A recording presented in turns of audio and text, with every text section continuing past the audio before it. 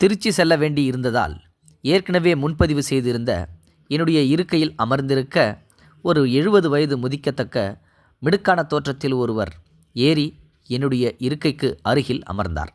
அவருக்கு நடு சீட்டு இருந்தாலும் என்னுடைய இருக்கை வேண்டும் என்பது போல அவர் என்னை பார்த்தார். அவரது பார்வையை நான் புரிந்து கொண்டு எழுந்து அவருக்கு இடம் கொடுத்தேன். ஒரு 4 மணி நேரத்தில் திருச்சி வந்துவிடும். அவர் பார்வையால் நன்றி தெரிவித்தது போல ஜன்னலோரம் அமர்ந்து வேடிக்கை பார்த்து கொண்டே வந்திருந்தார். ஈரோடு ஜங்ஷனும் வந்தது. 2 திருநங்கைகள் கைத்தட்டியபடி ஏறினார்கள். அவர்கள் வந்தபோது சிலர் தூங்குவது போல நடிக்க, சிலர் நகர்ந்து வேறு பக்கம் சென்றனர்.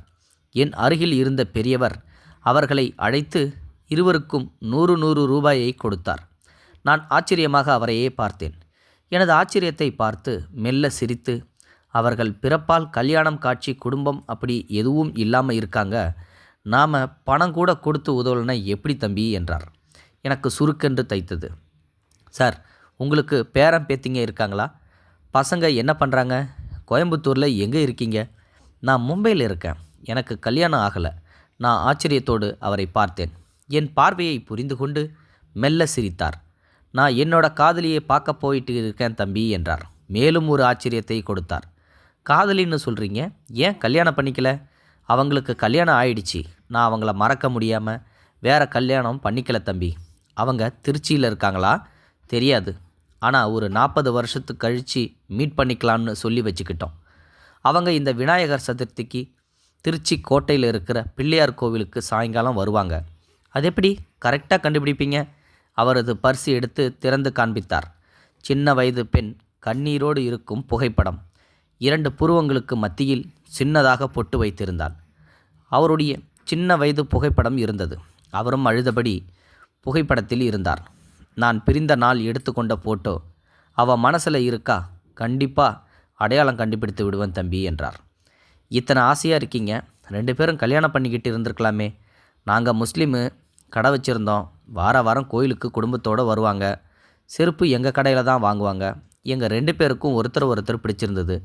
சார், யார் முதல்ல லவ் சொன்னது? நீங்கள் தானே? அடக்க முடியாமல் கேட்டுவிட்டேன். லவ் சொன்னது அவங்க தான், பிரிஞ்சிடலான்னு சொன்னதும் அவங்க தான்.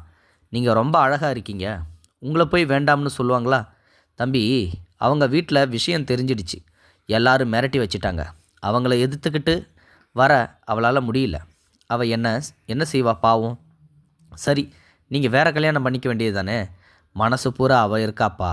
அவர் சிரித்தபடி சொன்னாலும் வேதனையை சிரித்தபடி மறைப்பது தெரிந்தது. எனக்கு அவர் கூட மலைக்கு சென்று அவரது காதலியை பார்க்க மனசு ஆசைப்பட்டது. மெதுவாக என் விருப்பத்தை தெரிவித்தேன். அவர் எனது கரத்தை அழுத்த பற்றினார். திருச்சி நெருங்க ஆர்வத்தோடு மலைக்கோட்டையை பார்த்து கொண்டே வந்தார். அவரது ஆர்வம் கண்களில் தெரிந்தது. எனது வேலையை ஒத்தி வைத்துவிட்டு மாலை 5 மணிக்கே கிளம்பி அவர் சொன்ன இடத்துக்கு வந்து நின்று கொண்டேன். அவர் எனக்கு முன்பே வந்து விட்டார். சரியாக 6 மணிக்கு ஒரு பாட்டி பேத்தியுடன் கண்களில் ஆர்வத்தோடு சுற்றுமுற்றும் பார்த்தபடி வந்து கொண்டிருந்தாள்.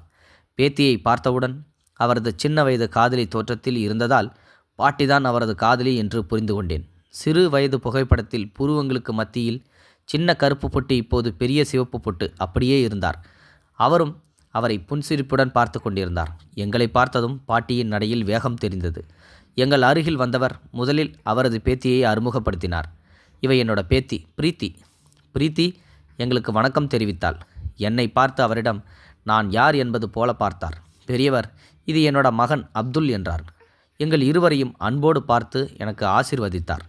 இவரும் வேறு ஒன்றும் பேச தோன்றாமல் ஒருவரை பார்த்து கொண்டிருந்தார்கள் 2 பேரும். நான் அடக்க முடியாமல், அம்மா, நீங்கள் எங்கே இருக்கீங்க? திருச்சி தானா? நாங்கள் டெல்லியில் இருக்கோம். இத்தனை வருஷம் கழித்து இப்போ தான் வரோம்.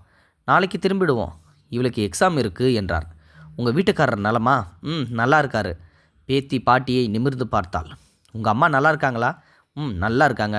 நான் உடனே பதில் சொல்லி பெரியவரை பார்த்தேன். அவர் சிரித்தபடி பார்த்து கொண்டிருந்தார். அவர்கள் சொல்லிக்கொண்டு சென்ற பின் திரும்பி நடக்க ஆரம்பித்தோம். பாட்டியிடம் செல்ஃபோன் நம்பர் வாங்காதது ஞாபகத்தில் வந்தது. அவர்கள் சென்று கொண்டிருந்தனர். நான் அவர்கள் பின்னே சென்று கொண்டிருந்த போது, ஏன் பாட்டி, தாத்தா நல்லா இருக்காருன்னு பொய் சொல்லிட்டேன். தாத்தா செத்து போனதை சொல்லி அவங்க மனசை நான் கஷ்டப்பட வேணான்னு சொல்லிட்டு தான் அவர்கிட்ட சொல்லவே இல்லை என்று பாட்டி சொன்னது என்னுடைய காதில் தெளிவாக கேட்டது. எப்படியும் ஒரு காதல் இந்த உலகத்தில் வாழ்ந்து கொண்டுதான் இருக்கின்றது. இந்த காதலை பற்றி நீங்கள் என்ன நினைக்கிறீங்கன்றதை மறக்காமல் உங்களோட கருத்துக்களை கமெண்ட் பாக்ஸில் சொல்லுங்கள். முடிந்தளவுக்கு இந்த வீடியோ மற்றவங்களுக்கு ஷேர் பண்ணிவிடுங்க. தேங்க்ஸ் ஃபார் வாட்சிங்.